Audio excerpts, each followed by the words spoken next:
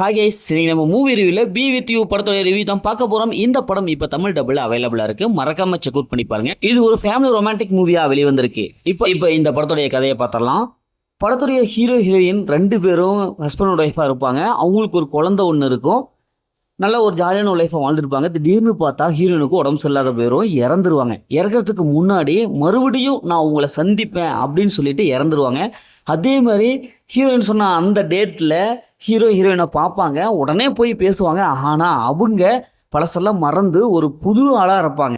அதுக்கப்புறம் ஹீரோ எப்படி ஹீரோயின்கிட்ட சொல்லி புரிய வச்சு அவங்க எப்படி ஒன்று சேர்றாங்க, ஒன்று சேர்ந்தாங்களா இல்லையா, இறுதியில் இவங்களோட லைஃப் என்னவோ மாறுச்சு அப்படிங்கிறது தான் இந்த படத்தோடைய கதை. இந்த படத்தோடைய பாசிட்டிவ்னு பார்த்தாவே ஹீரோயினோட கெமிஸ்ட்ரி செம்மையாக ஒர்க் அவுட் ஆகிருக்கு. அதே மாதிரி இவங்க 2 பேரும் அந்த ரொமான்டிக் சீன்ஸ் ஆகட்டும், அதுக்கப்புறம் இவங்களுடைய அந்த கெமிஸ்ட்ரி நல்லா ஒர்க் அவுட் ஆகிருக்கு. ஈஸியாக கனெக்ட் ஆகுது, எமோஷனலாக சூப்பராக கனெக்ட் ஆகுது.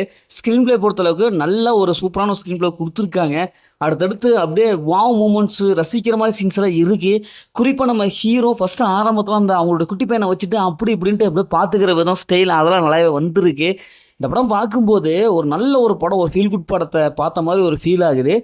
இந்த ஹீரோயினோட இந்த ரொமான்டிக் போர்ஷன்லாம் செம்மையாக இருக்குது. அது செகண்ட் ஹாஃபில் இவர் போய் கஷ்டப்பட்டு எப்படியாவது நம்ம கட் பண்ணி மறுபடியும் நம்ம குடும்பத்தை ஃபேமிலியில் ஒன்று சேர்த்தணும்னு சொல்லிட்டு ஹீரோயினை அந்த விதம் அப்ரோச் பண்ணுற விதம் இதெல்லாம் க்யூட்டாக அழகாக பார்க்கறது நல்லாவே வந்திருக்கு.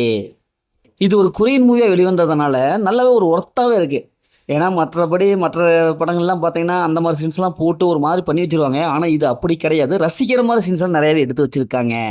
படத்தோடைய மியூசிக் செம்மையாக வந்திருக்கு. அதேமாதிரி சினிமாட்டோகிராஃபி சூப்பரான ஒரு சூழல் கொடுத்துருக்காங்க. இந்த படத்தில் அந்த மாதிரி சீன்ஸில் எதுவுமே இல்லை, ஃபேமிலியோட பார்க்கலாம். மொத்தம் இந்த படம் சூப்பராக இருக்குன்னா இந்த படம் ஒரு ஒர்த்தான மூவி தான். ஓகே, இதேமாதிரி அடுத்த ஒரு புதிய மூவி ரிவ்யூவில் சந்திப்போம்.